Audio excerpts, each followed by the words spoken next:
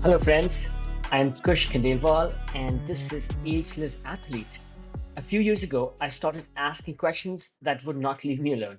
Why do some people keep pushing mentally, physically, spiritually long after others burn out or break down?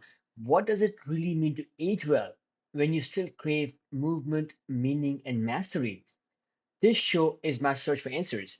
Each week, I talk to elite athletes, everyday adventurers, and pioneering researchers who are stretching the limits of what's possible across age, injury, illness, and self doubt.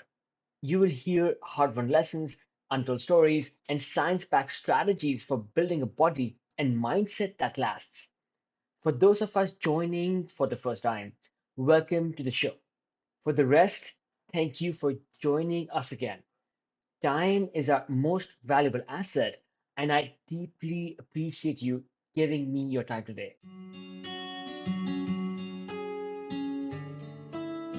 Imagine running thousands of miles across the Sahara Desert, braving scorching heat and endless sand dunes for 111 days, or trekking solo across the frozen tundra of the Arctic with temperatures so cold they could freeze your eyelashes in seconds. For Ray Zahab, this isn't just adventure, it's his life. On this week of the Ageless Athlete Podcast, join me. I am your host, Kush Khandelwal. We are visiting Chelsea, Quebec, this winter wonderland, to meet with Ray Zahab. Ray has pushed the boundaries of human endurance, crossing some of the harshest environments on Earth. From deserts to glaciers, he's explored the edges of what's possible. But what makes Ray truly extraordinary isn't just the places he's been, it's the mindset he's cultivated along the way. And yet, Ray is just like the rest of us. In 2022, he faced one of the biggest challenges of his life, a diagnosis of lymphoma. The same grit and determination that carried him across deserts helped him navigate the fear and uncertainty of cancer. Ray's story is a reminder that even the strongest amongst us can face moments of vulnerability and that resilience is something we can all cultivate. Today, Ray shares his incredible adventures and the lessons he's learned from exploring the extremes of nature and his own limits. We also dive into his fight against cancer, how he stayed mentally strong during treatment, and the wisdom he's gained about embracing life with purpose and curiosity. If you are ready to be inspired and reminded of the strength within us all, let's dive into this remarkable conversation with Ray Zahab.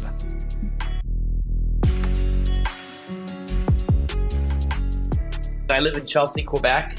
It is winter here. I know you're in Red Rocks right now. It's less winter where you are right now. Actually, I was just in Red Rocks recently running. But what did I have for breakfast? I didn't have anything. I had a snowshoe run. So I was joking with you before that I had oxygen for breakfast. And then I tend to train a lot of I'm training for a couple of Arctic expeditions I've got coming up, and I tend to train in the mornings fasted. I like that. I like the feeling. And as well, it trains my body to be able to go on a caloric deficit, which is what I'll be facing in the Arctic when on expedition. So, Sure thing. No, sounds like you're in some way simulating actual conditions that you are going to face, where you will often not have access to full meals. Yeah, and pretty you have much. to train yourself to be able to move. Oh yeah, you're eating once, maybe twice a day. So. Absolutely. I mean, the human body is so adaptable, right? And, we just have to learn how to push it the right way, which is why it's so great to have you on the podcast. Let's start off by just asking you, Ray, who are you and what do you do for people who don't know who you are? My name is Ray Zahab, and I'm a professional explorer. So I do expeditions all over the world. I've crossed close to, God, now it's close to 20,000 kilometers of the world's hottest, largest deserts. As well, I've been to the South Pole unsupported, across Siberia in different locations, the Canadian Arctic numerous times. So, in those expeditions, I do unsupported. So, I sort of get around, I guess you could say. Hey, and as well, I'm the founder of a charity called Impossible to Possible, which takes young people between the ages of 16 and 21 on youth-based expeditions all over the world that are 100% free of charge. Amazing. I was just in Death Valley last week, but I was crossing in a car, not on foot. And of course, this is approaching winter, so the temperatures were fairly benign. You have crossed it at its most brutal. So, what is it about these wild and extreme environments, like the Death Valley, the Sahara, maybe the poles? What is it that keeps calling you back, Ray? What is it? Is it the physical challenge? Is it the mental battle, or is it something else entirely? For me, Kush, it's less about the challenge, although I suppose it's evolved over the years. I've been doing this 20 years. Maybe initially it was about the challenge, but moreover, it's always been about being in extraordinary places. I mean, that's really what it's about for me. I love to be in very remote places that really only your feet can get you into, to experience in a certain way. And further to that point, I love being in deserts in summer, and I love being in the Arctic or colder regions in winter, whenever possible, on expeditions. I love to be as autonomous as possible. Obviously, that's much harder in a super hot desert, especially if you want to make any distance. And I also love the concept and the idea of sharing what it is that I'm seeing and experiencing while I'm on these expeditions with students around the world who typically are following my expeditions through live websites or social media, but also to anybody that wants to follow along, because it's not lost on me that I'm very fortunate I get to do this for a living. I'm blessed to be in these amazing places, and so I try to share as much content from these places that I can. The title professional explorer is probably one that is not so common on LinkedIn. Looking back, at what point did you feel that this was this moment that set you on this pathway of exploration and adventure? Well, it's a process. Everything in life is a process, as you know. And you transition and transform through that process. You were once in high tech, and now you're living in a van, climbing the Great Walls of the southwestern United States. At this point, who knows where you'll go. I started out as a pack-a-day smoker, unhealthy guy, it is a typical sort of story of ultra endurance. You hear a lot of these stories. I was someone who was approaching 30 and was very unfulfilled, no goals, barely got out of school, drunk all the time, smoking a pack a day, like I said, without passion. And I have a younger brother who, in fact, you'll appreciate this, he's an amazing climber and was an avid ice climber and mountain biker and canoeer and runner, and he just did everything. And I thought, this guy is incredible. I've known this guy my entire life, yet at this point in my life when I'm so desperate to find, because this is pre-social media, I mean, forget, there's no Instagram. You're getting inspired by reading magazines or seeing something occasionally on TV. But to have somebody in your life, I mean, that's really where we drew inspiration from in those days, was real life interactions. And to have this guy who I've known my entire life have transformed his own life to become this amazing athlete and doing stuff that he was so passionate about, I thought, wow, I think if I did the things he did, maybe my life would be different. And that's kind of what started it all. It wasn't about, I'm dying to go mountain biking. You know what I mean? It wasn't at all. It was about being happy and having something that I was passionate about in my life. And I spent the first 30 years of my life talking myself out of trying new things, doing new things, taking risks, because I was so afraid of failing or what other people would think or whatever. And in very short order, my brother taught me through the things he was doing that none of that shit mattered, that taking risks was worth it, and stepping out of our comfort zone was worth it. And failing, which a buddy of mine taught me this acronym, there is no fail, there's only a first attempt in learning. You got to have setbacks in order to get ahead. And it was an eye-opening experience. My life changed 180 degrees when I stepped outside with my brother, and I never looked back. That's how it all started. That is quite, let's say, a transformation. Curious about your upbringing for a second here. So you grew up in this family. You have one sibling who's an adventurer. You, on the other hand, chose a different path, though at some point that changed, like you related. So I'm just curious as to how did your family instill some of these values where your brother went into one direction and then you were doing something else, but probably there was some intrigue, curiosity, maybe there was this constant source of inspiration and you decided to change your lifestyle.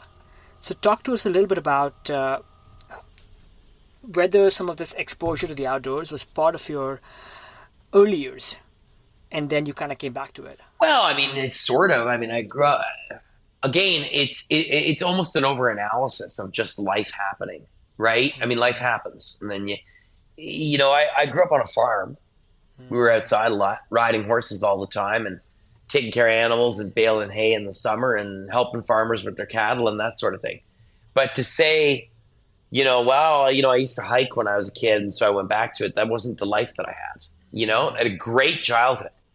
But, I would say it was my brother, the exposure he put to me to the sports that I'm doing that actually sort of transformed everything. What were some of those first steps, Ray? Because I sense there's a lesson, there's a profound lesson here for others who are struggling with, let's say, a sedentary, unfulfilled lifestyle, maybe some bad habits, where they can get some pull, some early lessons on how to take those steps. So talk to us about what have you learned in your journey? Like you said, it was a process. And what can the rest of us glean from that? Well, you know what? Out? Listen, I gotta tell you, Kush, the hardest thing, it's not when you're in the process. Once you flutter out on the board paddle out on the board to get to a wave. Getting onto the wave is the hardest part. Once you're on the wave, if you've got your skills together and things are in motion and the surfing gods are with you, you'll stay on top of the wave, right? But getting out to the wave, catching the wave, getting on the wave is kind of the hardest part, right? You as a surfer, analogy. So making that first decision, taking those first steps, I would say to people, that's where it requires the boldness and the courage to say, I'm willing to step out there. It's going to be uncomfortable. I don't know what my first steps are yet. I don't necessarily know what the process is yet. I'm committing to this thing and I'm going to freaking start. Right. And that's where the gold is, is in doing that, is taking those, because then things will start to come together. It's like a bike. Once you get it rolling, it's in motion. So, you got to get in motion in order to make things happen. For me, personally, I started out ice climbing with my brother. That was the kind of the first things I was doing. And I became, a pretty proficient climber. I could lead a water ice 4 with him, and with obviously him, yelling at me all the time, telling me where to put the screw, what not to do. But I picked up mountain biking. He was a mountain biker. I picked up mountain biking, and I became an avid mountain biker. Then I started racing mountain bikes. I raced internationally mountain bikes, and I went from mountain biking to reading an article about ultra marathons, which I had no wish or desire to do. My brother was an amazing runner, but I never saw myself as such, and figured, why run somewhere when you can get there quicker on your mountain bike, But I read this article about ultra marathons, and that article impacted on me that there were these people, regular looking people, that were doing extraordinary things. That's the thing. Everybody's capable of the extraordinary in their lives. Like, the great things that people achieve in their life are relative to them as an individual. They can't compare what, they're feeling in their accomplishment with someone else. It has to be something that's very personal, that you love and gain a passion for. So at any rate, I read this article about ultramarathons, and it was about a race in particular called the Yukon Arctic Ultra. I entered this race wanting to go and learn what these people in this magazine article were learning about themselves. And not only did I finish this first 100 miler, but I won it.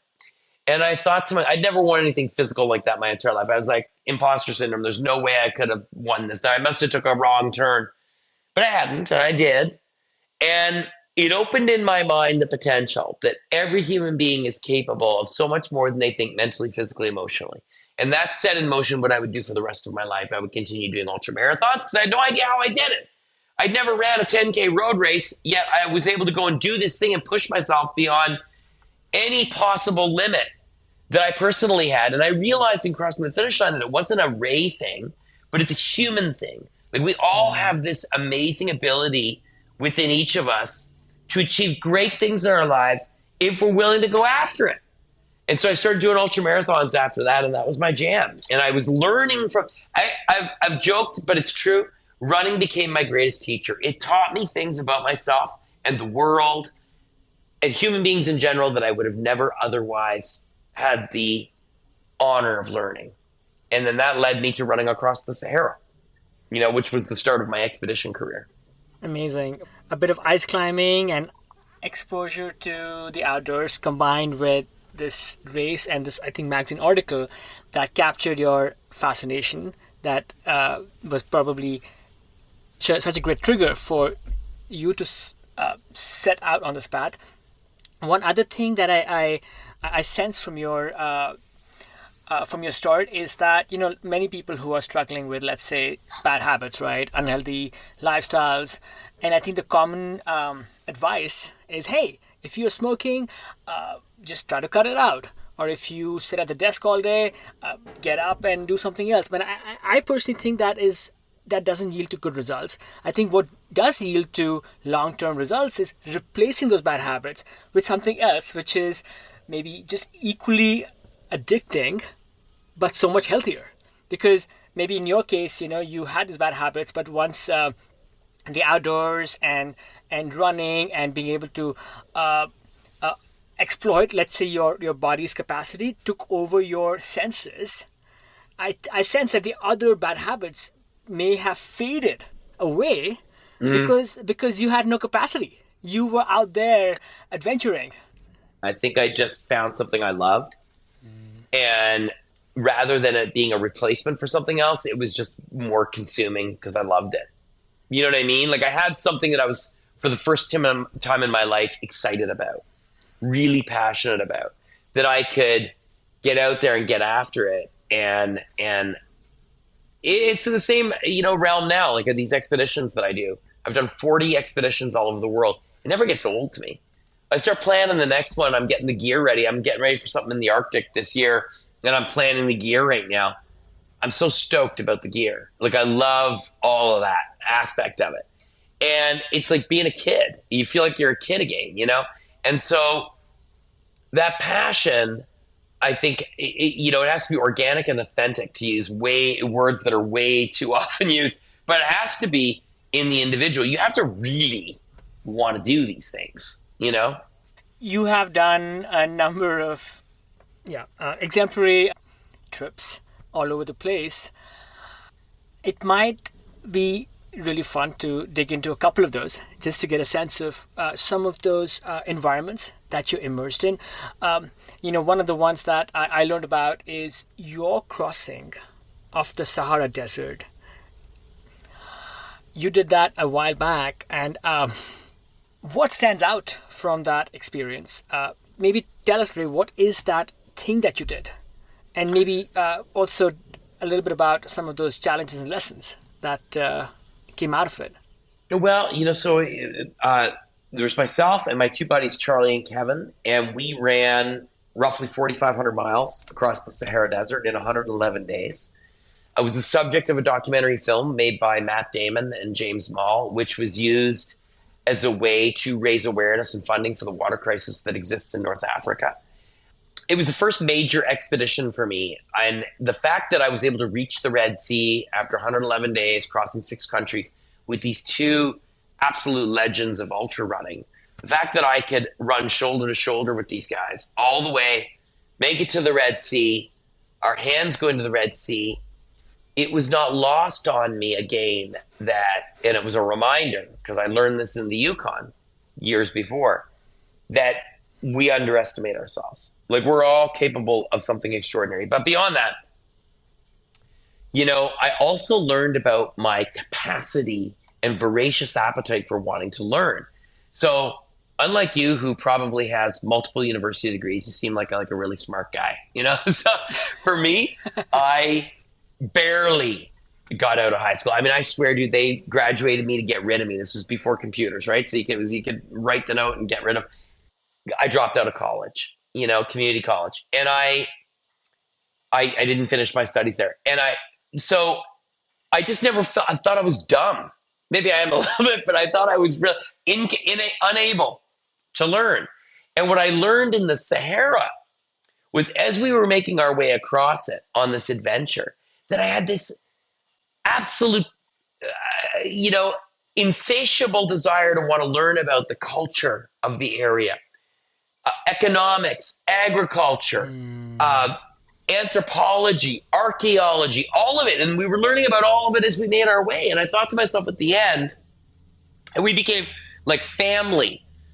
As a matter of fact, the leader of our expedition, Mohammed Iksa, Tuareg from Niger, has been to my house in Chelsea to stay, and so we gained knowledge from people that we became like family with. And so they were teaching us so much. And in the lessons of the Sahara, there were so many things to pull from it. But what I left the Sahara with was this light bulb where I was like, wow, on an adventure, when we're out there, our minds are opened. When we're outside, our minds are opened up for some reason or other. When there's a story to tell, our minds are opened up. So, I want to start something. And with my buddy Bob Cox and my wife Kathy, we started this organization called Impossible to Possible shortly after the Sahara. And the goal of Impossible to Possible was to create a foundation, an organization where all of us would be volunteers, and we would create youth-based expeditions for 16 to 21-year-olds, take a group of 4 or 5, 16 to 21-year-olds, once or twice a year, different groups, to some remote part of the world, and they do their own running the Sahara adventure, but they would learn about a specific subject that was attached to the region that we were visiting. So we were in the Amazon jungle studying biodiversity, Tunisia studying access to water, the Grand Staircase in Utah studying the rise of the dinosaurs, Rajasthan studying access to healthcare, all of the, and so on it goes. And so through that, we created a learning opportunity, not just for the kids that were on the expedition, but for the 60,000 students that might be around the world following the youth-based expedition as it happens. So what did I learn in the Sahara? I learned to have a passion for learning and teaching, but in a different way than I never thought possible. There is no better classroom than the world out there, and no better substitute for learning than being immersed in those places, those people. Yeah, I know it's amazing that you've carved this degree for yourself in the outdoors, and if just more of us had the chance or maybe the will to go and see things out there, I think it might awaken this latent desire. And sorry, but I live in this country where the majority of this country, I think, still does not have a passport. So I think Americans are not doing themselves a good service by not availing themselves of these opportunities. You are crossing the Sahara Desert. So I just want to put a pin on that for a second. 4,500 miles, right? That's like, I don't know, that's like 45 ultra marathons, that you guys covered. So tell us about like how much time did it take? And I also want to hear about maybe one epic story where let's say maybe you felt you pushed yourself so far, or maybe there was, because I'm sure like for all the knowns, there were just that many more unknowns that Yeah, I you mean, look, it's encountered? stuff happened every day. It's 4,500 miles, 111 days. So, it's roughly about 40 miles a day, give or take, average. But, there'd be weeks where we'd be running through sand dunes. I mean, some of the more, obviously, there's the cultural application, there's the cultural aspects of the expedition that were the most fascinating, the people we met along the way, etc. Very small nomadic communities out in the middle of the desert, not on any map. Crossing Libya, all of Libya. I mean, you can imagine, like, seeing all kinds of crazy stuff there. But I think nature, in a lot of ways, and the power and the immensity of the Sahara Desert was probably the most incredible thing.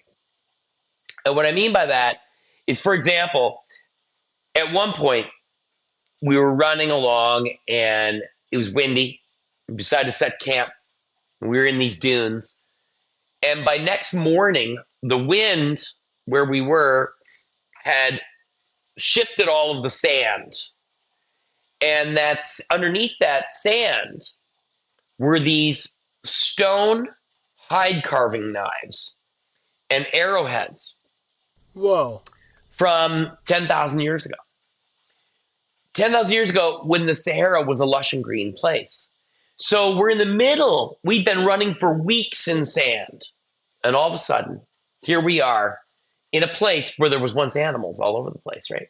Not only that, there was another day where Charlie and I were running along, and Kevin, and I said to Charlie, my eyes were like, our vision was fading because we were just chronically exhausted. I said, looks like a forest in front of us. Like, we're in the middle of the Sahara, in the middle of sand dunes. Been running forever. Forest in front of us. He said, that can't be.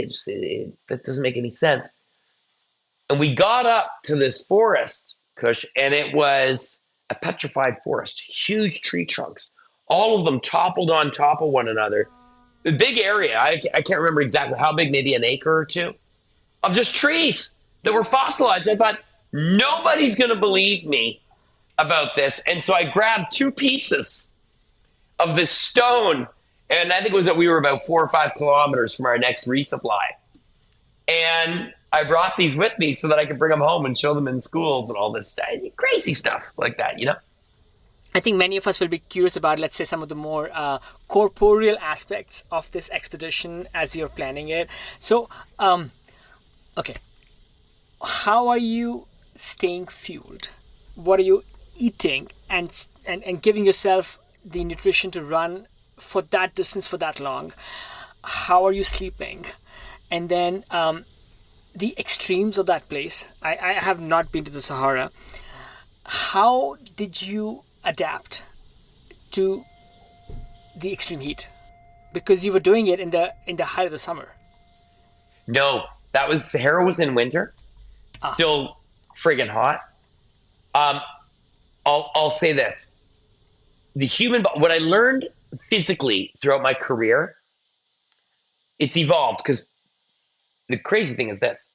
As I've gone further into my career, things have gotten more difficult because, deserts like the Namib Desert, or, these were much more complicated and difficult, even though much shorter to cross in a lot of ways, because I was going for very extended periods of time without support in a lot of these other deserts. Whereas in the Sahara, we were well supported. We were out there for a really long time. It's the longest thing I ever did, was the Sahara. But the body is an amazing adapting machine, and it will adapt to the situation you put it in, such to the extent that all of my training programs for every one of my expeditions is based around processing and adaptation. So what I learned in the Sahara, and we had a crew making meals and stuff, and a lot of our food sourced in the Sahara. Amazing agricultural geniuses living in the Sahara because they're growing tomatoes in the sand. You learn, and your body learns how to adapt to the situation that it's put in.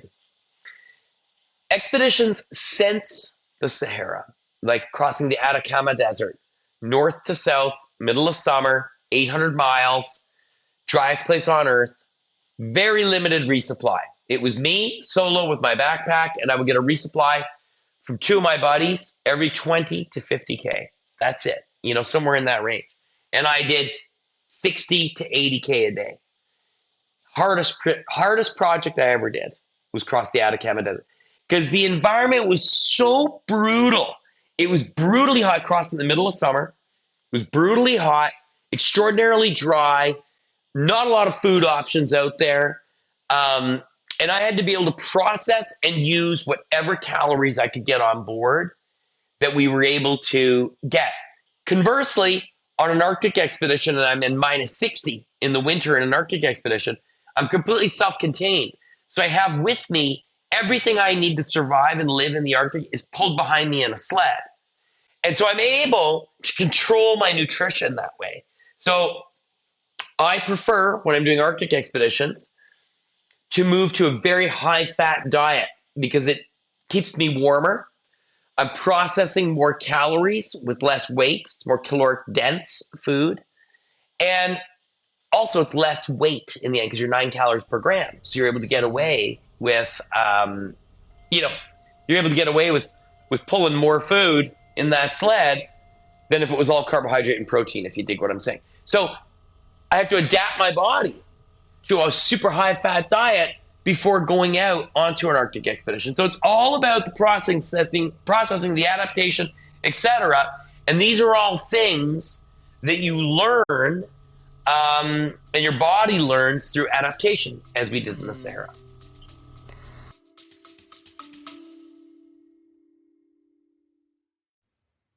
I've been thinking a lot about energy, not just in training, but in recovery, in focus, in how we age. So when I came across NutriSense, it hit home. It's a program that pairs a 24/7 glucose biosensor with a dedicated dietitian to help you understand how your body responds to food, stress, sleep, and movement, and then act on the data. I chose it because I wanted something real, not another hack or one size fits all plan, just honest insight into what's actually going on inside me and how to build habits that last. NutriSense has helped over 150,000 people take that step. And if you want to try it, you can get 33% off your first month with code Ageless15 at nutrisense.io. Again, that's nutrisense.io, code Ageless15. You can also find this information on the show notes for this episode.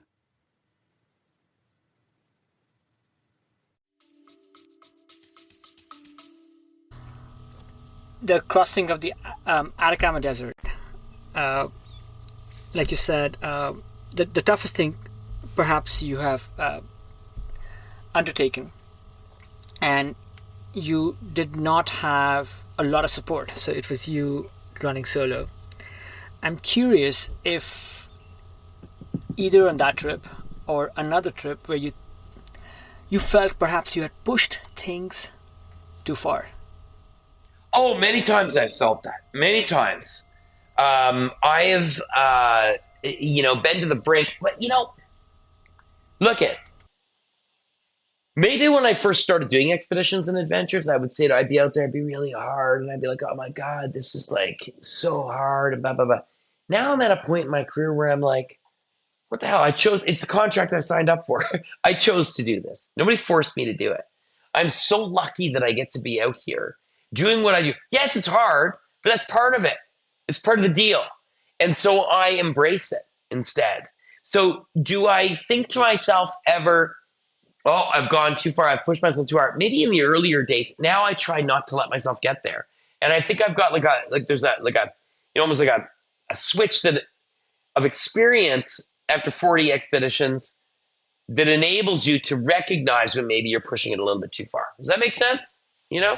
Sure. No, you have been accumulating lessons. Yeah. With every successive one, and you've probably created a process where you can get learnings from those lessons, because, well, an experience isn't a lesson until you do something about it. And is there a process, Ray, where you internalize some of these things? Is it like a subconscious thing, or let's say you have a certain thing that may have happened, and you're like, hey, you know what, I had heat stroke, or I had dehydration. Oh, And absolutely. next time, I've had it all. this is Yes. how I would do things differently. First attempt in learning.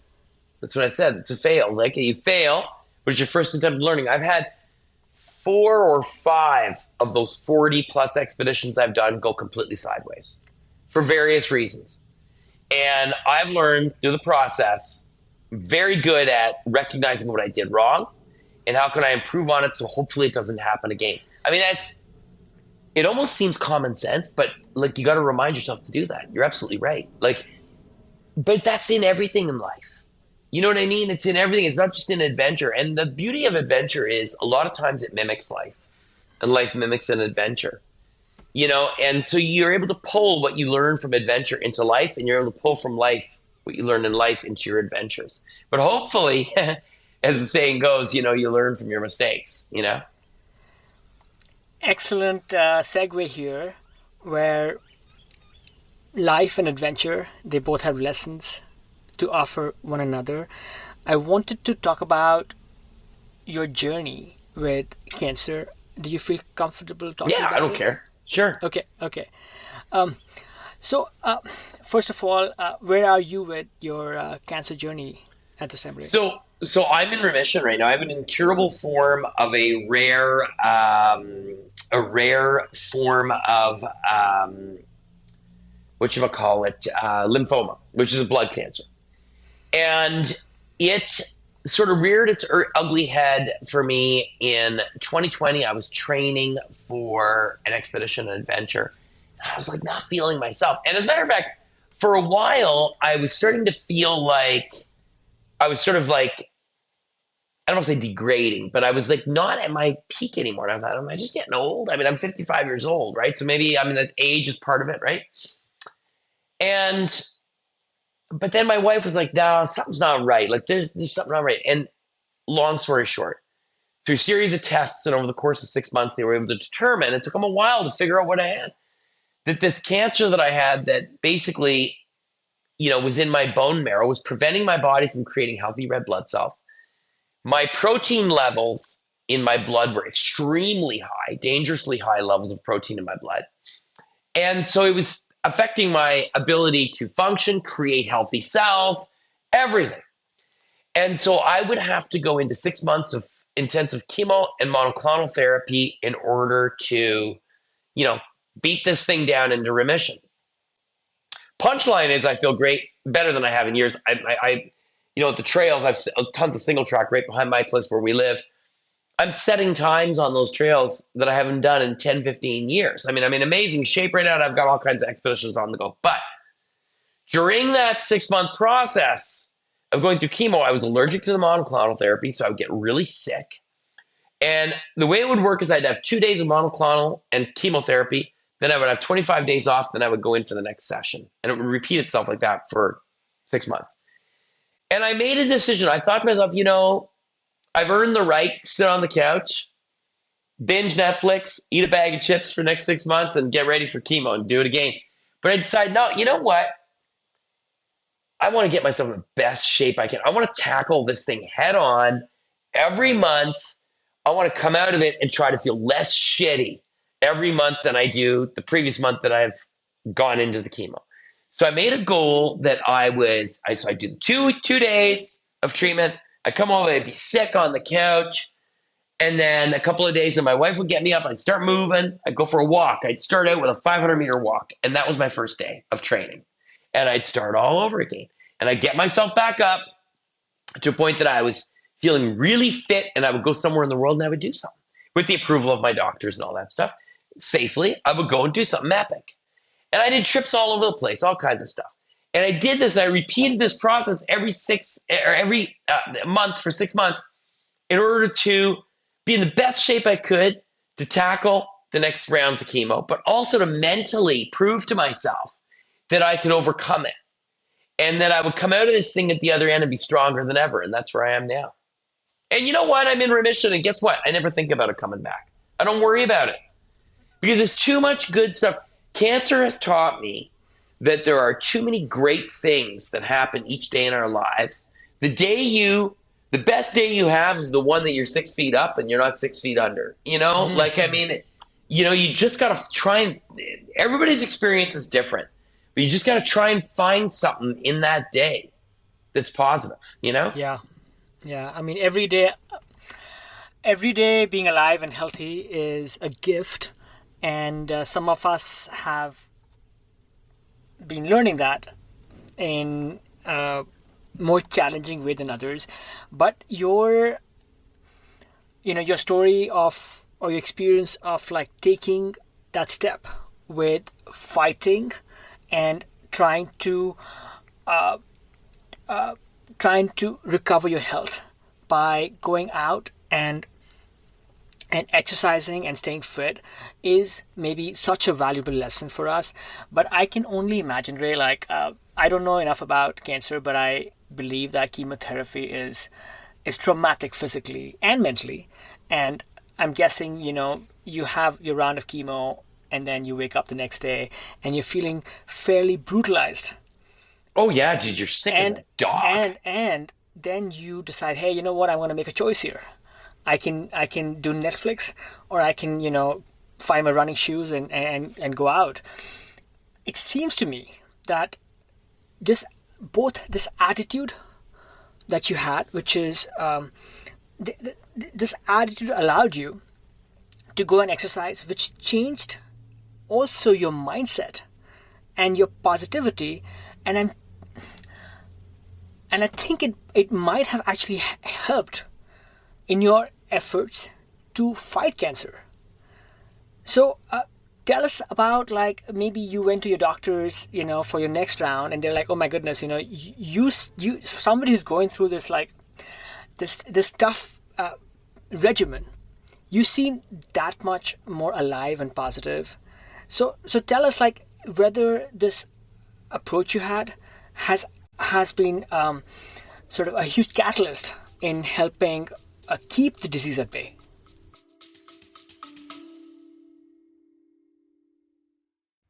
Friends, it means a lot that you're here. I pour a ton of heart into the show. The research, the interviews, the editing, it's all me, trying to share stories that matter. If Ageless Athlete has ever made you feel seen, inspired you, or just kept you company on a long drive, or better, over a run or a bike ride, I would be so grateful if you considered supporting it.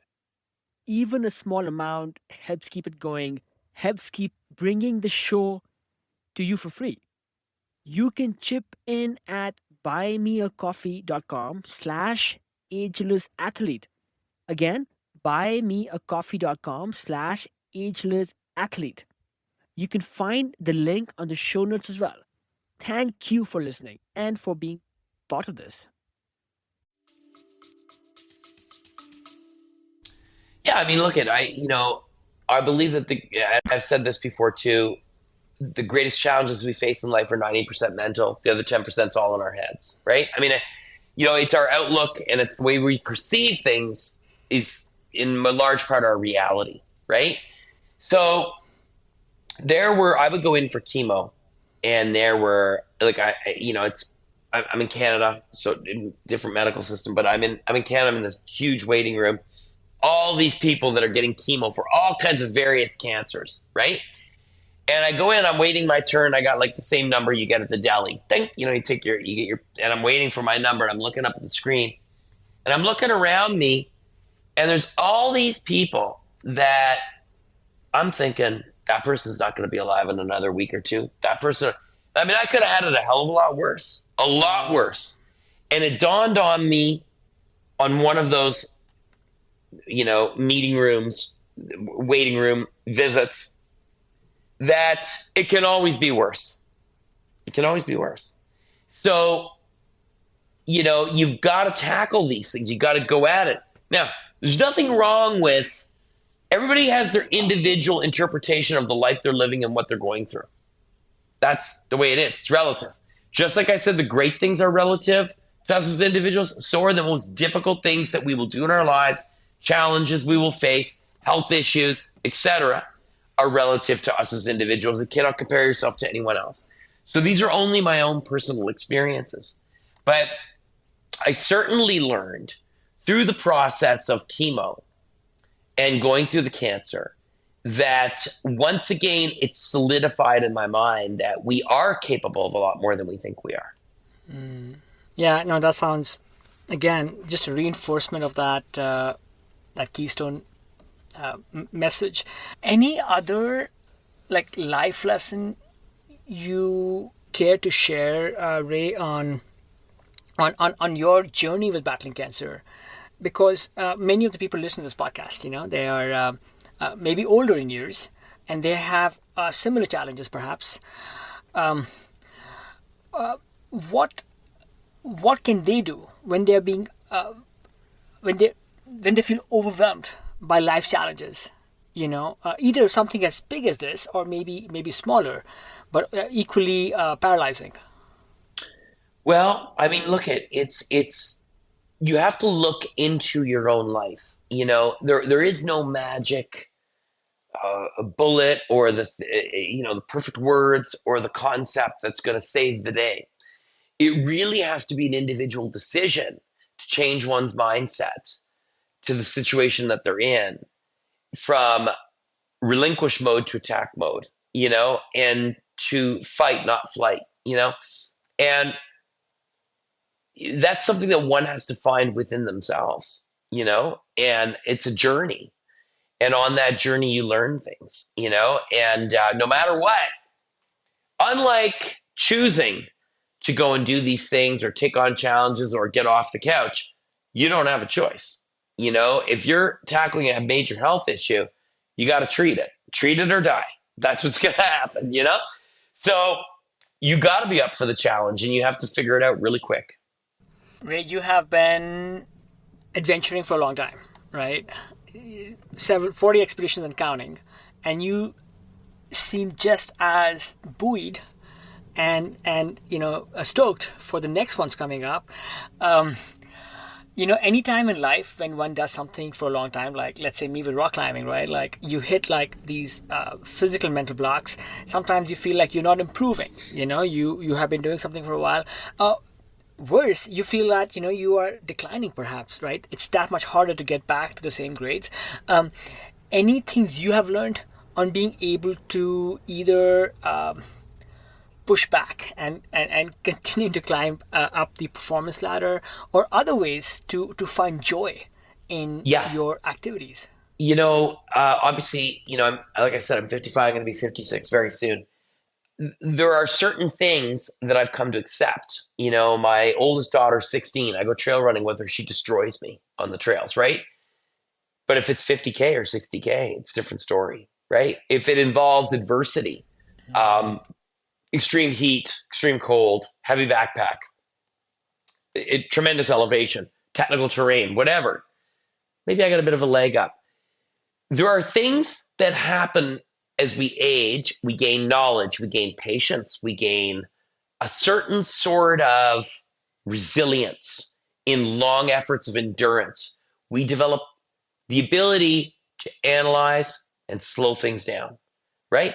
That's one of the attributes of age. We may lose a little bit of our speed, we may lose a little bit of our dexterity, but we gain in other places.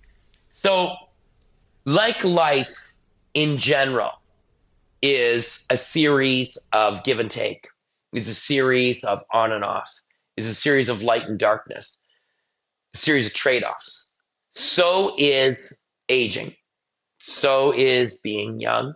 There are trade-offs. And it's embracing the positives in that trade-off. Do I worry about being 2 minutes slower on my trail tempo loop, let's say, than I was 15 years ago?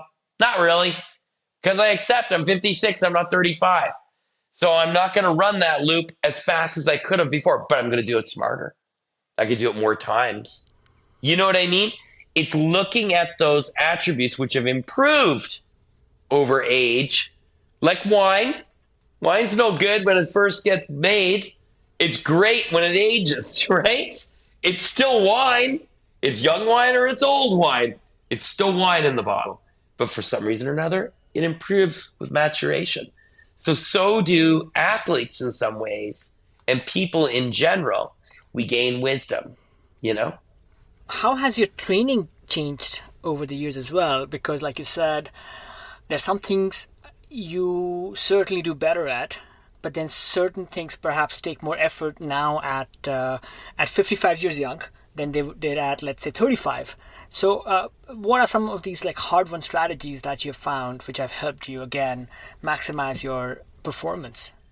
As I've aged, my training has changed, and this is the main reason why. As we age, it's harder to get a physical response to the training that we're doing. When we're young, you look at weights, you put on muscle. As we age, you lift like crazy and not get any stronger, right? So it takes a strategic approach to training in order to elicit that positive physiological response that I'm looking for. So most of my training has shifted to less be about time-specific goals and rather it's elevation-specific goals that I'm running. So when I'm training for something, I'm looking at accumulated elevation in a week, not accumulated mileage necessarily. I'm training in much more technical terrain because I'm trying to elicit that response from my body that it will adapt to this very difficult set of circumstances that I'm putting it through, because when I go to Death Valley and try and cross it completely off-road in the middle of July, that my body's going to be able to do that and navigate that difficult terrain easier. So to get the physical response, or to get the responses that I require in order to do what I do, it takes more time and effort, but I have to switch the strategy of how I get there. What about diet? Any things you've changed with how you eat, what you eat? You talked about deficit training. Absolutely. Yeah, deficit training. So I do run fasted. I run a deficit when I'm training for something specific. I do. It's kind of a two-parter. When I'm training for expedition, I train for the expedition that I'm going to be on based on the foods that will be available to me. That's a big thing. So we kind of discussed that before. But in large part, I eat a very healthy diet post-cancer. I eat a Mediterranean diet, but strictly so. In that Mediterranean diet, I eat no processed foods, no simple sugars. No booze. It's just how I choose. Everybody's got to figure out what works for them, but what works for me is that very simplified, clean Mediterranean style diet. Abundance of fruits, vegetables, complex grains, blah, blah, blah.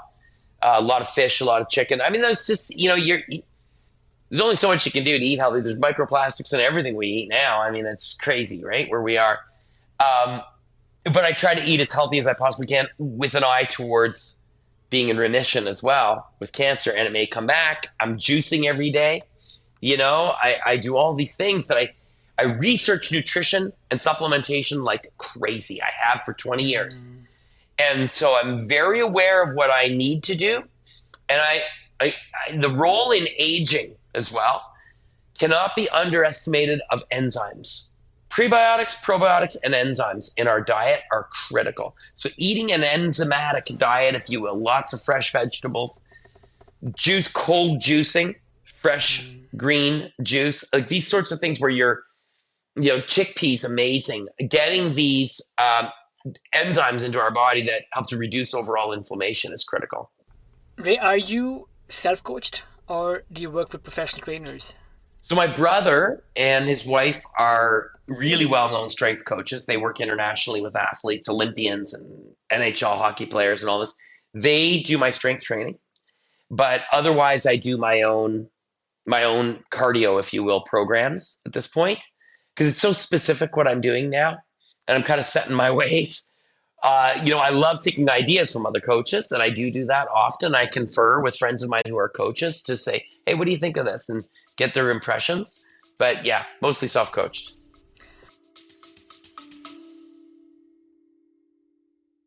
Hello, friends. Just a quick break. This is not an ad. If you have been enjoying these conversations, I would love for you to subscribe to my newsletter. It is where I go deeper, sharing stories, reflections, and behind the scenes insights that don't always make it into the podcast. I write about what I'm learning from elite athletes and how to stay ageless in body and mind. If you have ever wanted a thoughtful, inspiring read that ties it all together, training, aging, mindset, and awe, you will love this. You can find the link in the show notes or just head to agelessathlete.co. Again, www.agelessathlete.co, that is, to sign up. And yeah, just a couple of emails a month, and you can unsubscribe anytime. Absolutely no spam ever. Okay, back to the show. Also, you seem to do so many things, right? How do you make a living? I do multiple things. Obviously, I'm funded by various companies such as Canada Goose to help me to do the things that I do. Canada Goose and Catula, Osprey, Norda, other companies that I work with that are just amazing people that I've built relationships with over the years. I do corporate speaking. I have been for many years, speaking to companies all over the world. I guide. I have a guiding company and a coffee company called Kapik One, Kapik, and then the number one. So I do all of these different things in order to facilitate this crazy job that I have, feed my kids who are, unendingly hungry, and to support my charity Impossible to Possible. Well, professional adventurer and maybe equal parts entrepreneur, juggling so many things. And then right next to that, you stack up these really resource and time-intensive expeditions, which take you to all these far-flung places. How do you balance? How do you juggle all these aspects of your life? Are you tightly calendared? What are some of those things you do to kind of keep it all kind of? No, I don't have a calendar. I mean, I use the Google Calendar now and then, but it's life. That's just life to me. I've always done this, and so it just, there's days where you're like, I just need a day away from the franticness, right? But at the same time, I thrive on the franticness, right? So it's just, it is what it is. And there is no real juggling. It's just, I wouldn't be doing what I do and loving what I love so much if I wasn't frantic. Yeah, no, yeah. I can see that, you have this voracious appetite for activity and maybe even dynamism. And one other thing, again, to kind of learn a little bit about your journey is you obviously live with intention and purpose, right? There is this maybe some North Star that is guiding and keeping it together for you.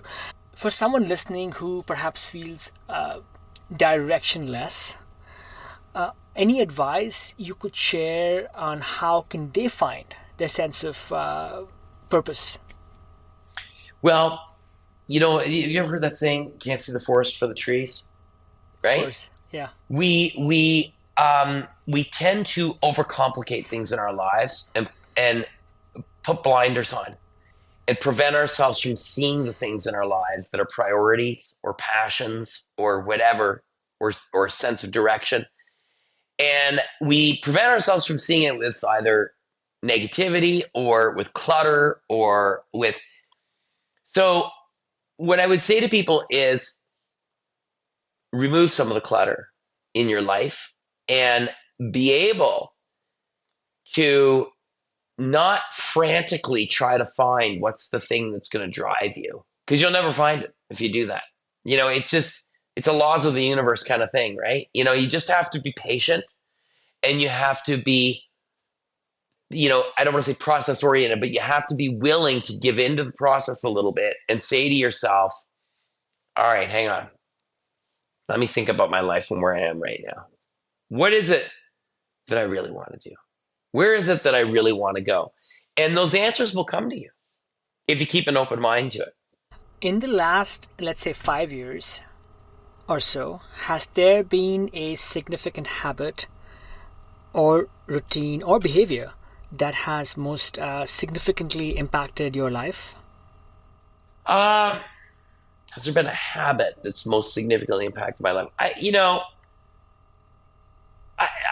Probably not. I would say that as I've aged, if you want to consider it a habit, when I was 25, I could drink a bottle of vodka, get up the next day, and do whatever the hell I wanted to do. Right now, I have to be if I want to be at 100%, which I want to be right now, if I want to be at 100%, then I've got to have 100% investment in myself. So I would say my habit would be, although it seems like, a teetotaler and, whatever, I prefer to feel good. So I eat clean, I sleep well, I do the best I can so that I'm at my best when I go out in the field to do adventures, or I'm doing stuff with my kids or whatever. That's my choice. That's what I choose. So my habit would be, if anything, is refining and consistently improving my lifestyle. Any key refinement you have made? Well, just nutrition, like we talked about already, right? It's like, eliminating things that I can't even have a drink. If I have a drink, I feel like shit the next day. So what's the point in having a drink? You know what I mean? Like, I don't need it. So it's identifying those things and not being afraid to say, I don't need that anymore. Dessert, I don't necessarily need it. Some people need it. I've never been a sweet tooth. I've always been a salty. I've always been, give me the bag of chips. I want the chips. So like to eliminate some of these things so that I can feel better, be healthier, attack cancer if it comes back again, continue doing what I love to do, and be able to perform years younger than my years, there's a price to pay. And I don't mind that price. Sure. Maybe one or two fun questions to end our conversation. Okay. We've talked about diet for a while and all the things you've learned over time, but maybe what is one food, Ray, that you can eat every day? I could eat salmon every single day. Okay. Yeah. Any tips on how to get the best salmon? It's such a controversial thing these Nothing's days. good anymore. Yeah. You can't eat anything. You want organic food? Go get some organic vegetables. It's filled with plastic. I mean, there's nothing. No. Right? No. So you know what? I do the best I can. I get, in Canada, you can still get wild Atlantic occasionally, especially in Quebec. Wild Pacific salmon. I do the best I can. That's all you can do. I'm not going to get hung up and uptight consistently. I haven't got millions of dollars to constantly buy, this, that, and the other that's the purest and best. I do the best I can. I get my vegetables from local farmers. I do the best I can, and that's all you can do. How do you cook your salmon? How do I not cook it would probably be the more relevant question. I grilled, any way, baked. But if I'll ask you the question. So you're on a desert island, you can only eat one thing for the rest of your life, 3 times a day. Same thing. For the rest of your life, what would it be? A really colorful vegetable and grain bowl.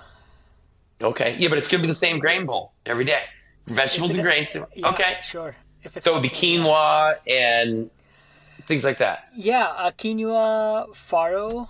I love farro a lot. I love farro too. I love chickpeas to throw Yeah. in. I love chickpeas every day.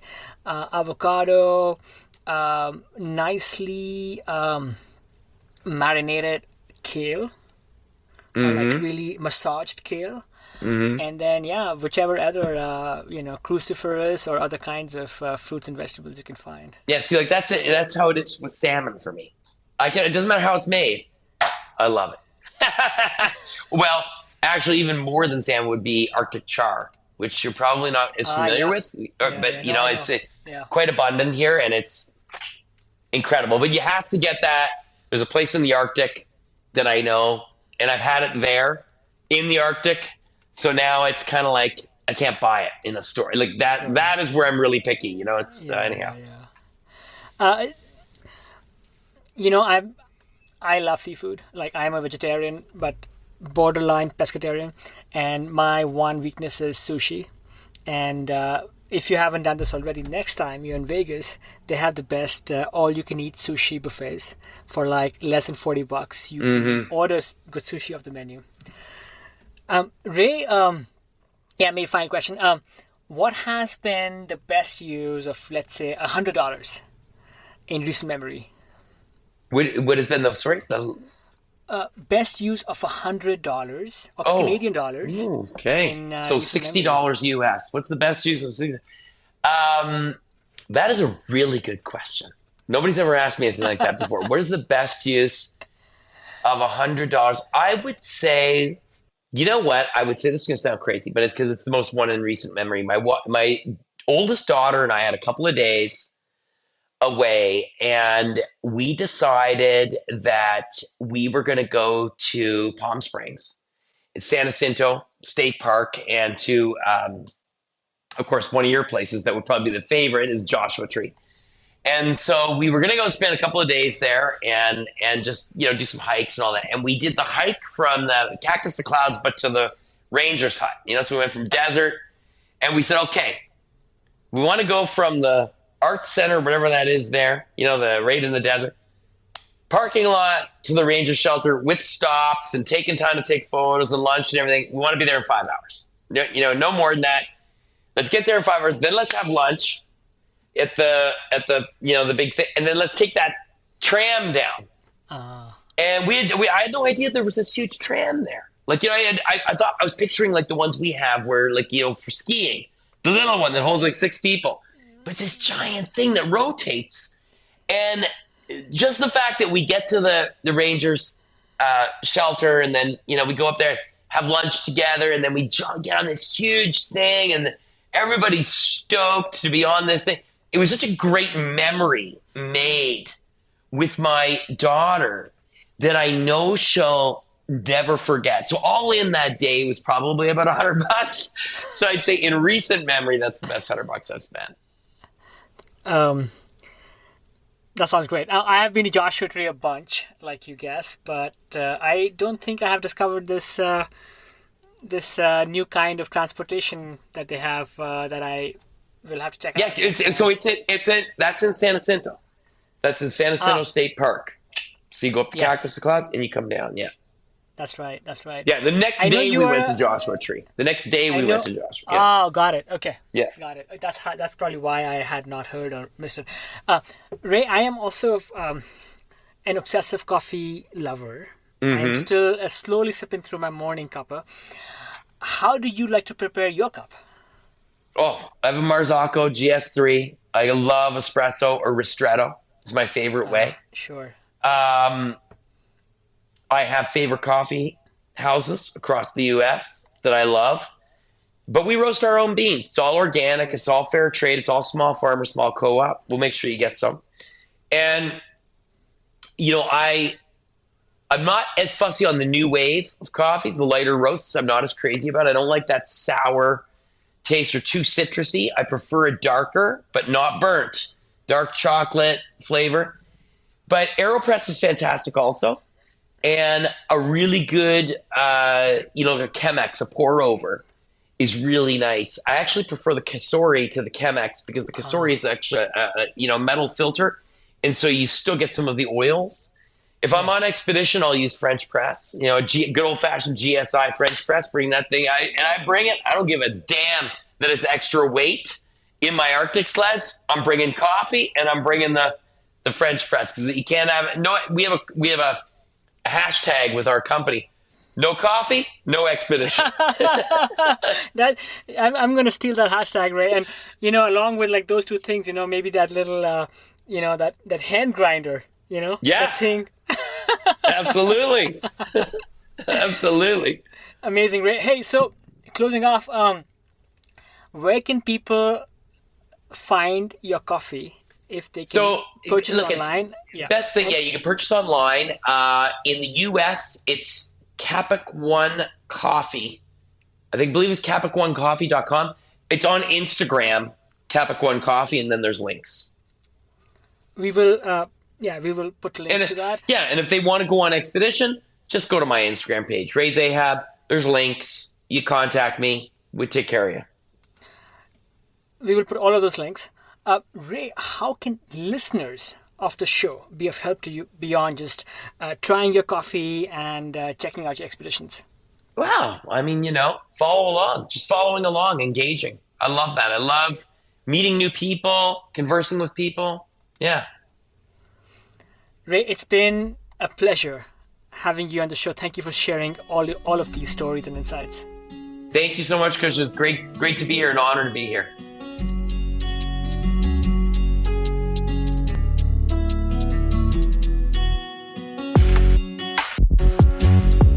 That's it, folks. Thanks for tuning in to this episode of the Ageless Athlete Podcast.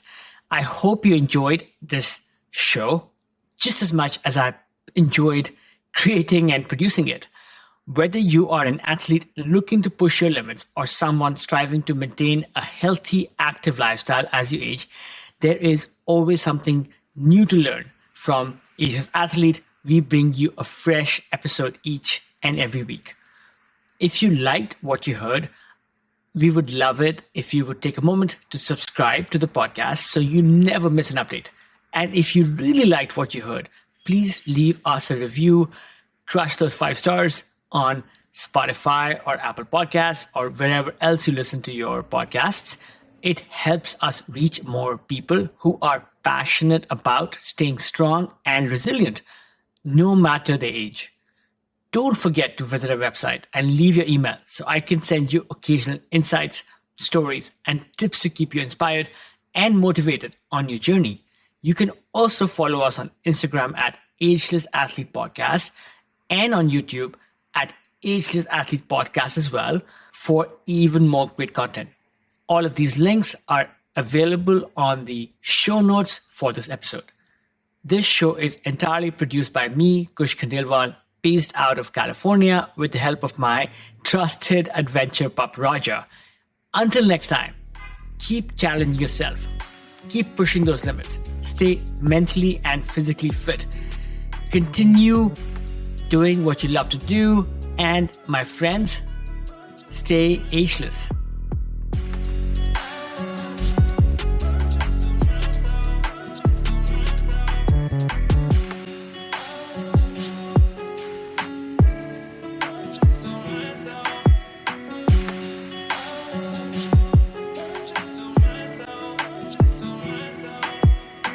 Friends, this is not an ad.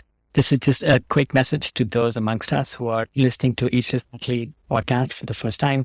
I would love it if you would hit subscribe and follow on your favorite podcast app, whether it's Apple Podcast or Spotify or Stitcher or Overcast or what have you.